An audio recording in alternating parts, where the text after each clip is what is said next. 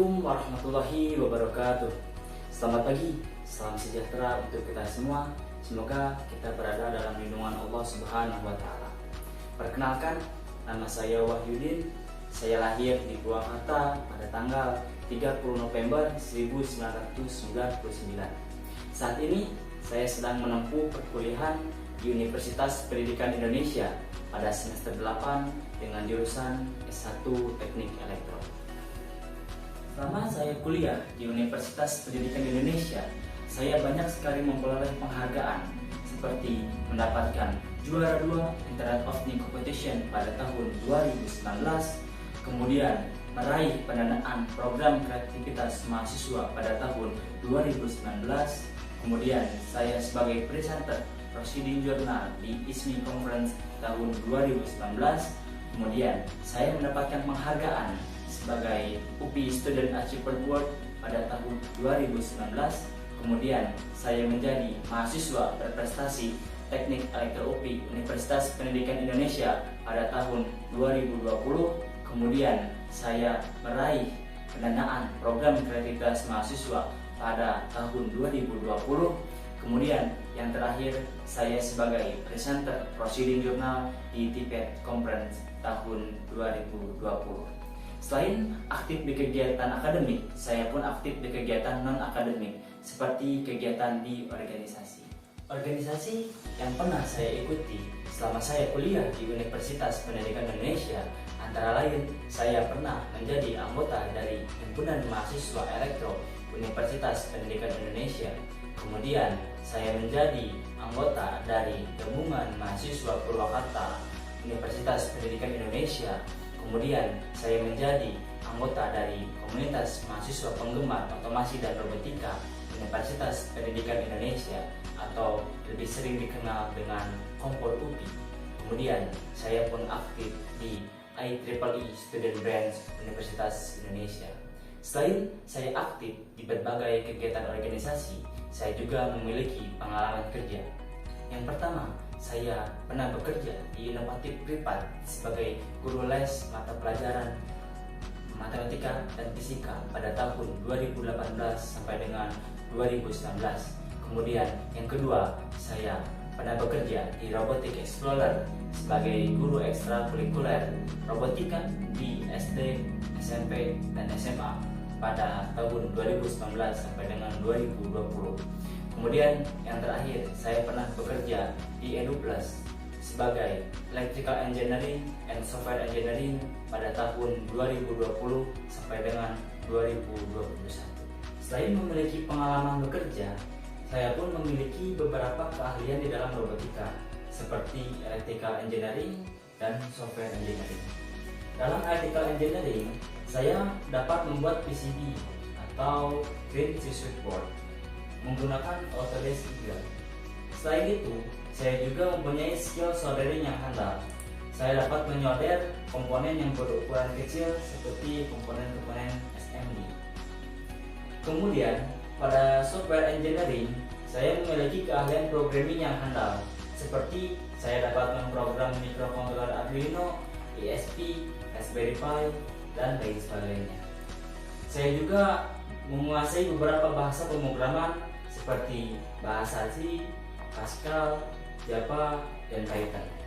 Selain itu, saya dapat membuat aplikasi Android menggunakan Android Studio. Selama 3 tahun terakhir, saya telah banyak membuat alat-alat teknologi yang berguna untuk masyarakat dan juga di industri. Seperti saya pernah membuat smart garden, panel surya, dispenser berbicara, timbangan berbicara, smart city, gerabah printing, bibi, ikan asin, wartani, sapi, AMP Plus, dan harness shaker. IC Star Hackathon 2021 merupakan ajang yang sangat menarik bagi saya karena selain para peserta dibimbing dari nol, mereka juga memiliki kesempatan untuk bekerja sesuai dengan bidang yang telah mereka pelajari. Keselarasan antara pembelajaran dengan pengaplikasian di lapangan ini membuat saya tertarik untuk mengikuti kegiatan ini. Selain itu, jika saya lolos, saya memiliki harapan yang sangat besar untuk dapat menciptakan teknologi yang bermanfaat bagi masyarakat dan juga di industri teknologi. Robotic Process Automation atau yang lebih dikenal dengan RPA merupakan sebuah software robot yang digunakan untuk melakukan tugas komputer yang terstruktur, rutin, dan juga berulang. RPA akan meniru aktivitas manusia di dalam komputer dan mengerjakannya seperti yang dilakukan oleh manusia dengan waktu yang jauh lebih cepat dan akurasi 100%. Namun, RPA bukan ada untuk menggantikan para manusia di dalam industri atau sebuah perusahaan, tetapi RPA bertujuan untuk meningkatkan outcome dari karyawan, sehingga robot akan menjadi asisten yang efektif dan juga powerful. RPA dapat melakukan banyak aktivitas seperti yang dilakukan manusia, namun tidak semuanya. Pada umumnya, ada 6 aktivitas yang dapat dilakukan seperti aktivitas data entry, aktivitas copy and paste, aktivitas mouse selection, aktivitas screen navigation, aktivitas login and logout application, dan aktivitas web service invocation and DB square. Aktivitas yang akan saya lakukan setelah saya selesai kuliah adalah yang pertama, saya akan bekerja di perusahaan IT di Indonesia. Yang kedua, saya akan membuat konten YouTube tentang edukasi teknologi. Dan yang ketiga, saya akan membuat toko elektronik. Tujuan jangka panjang saya dalam memilih jurusan teknik elektro ini adalah yang pertama, saya ingin membuat sebuah inovasi teknologi yang bermanfaat bagi masyarakat dan juga dapat menyelesaikan permasalahan-permasalahan yang ada di masyarakat Indonesia. Kemudian, yang kedua, saya ingin meningkatkan teknologi yang sudah ada di Indonesia menjadi teknologi yang benar-benar hebat dan dapat bersaing dengan negara lain. Dan yang ketiga, saya ingin mengedukasi para generasi muda dengan sosial media yang saya punya, seperti membuat sebuah konten edukasi di YouTube.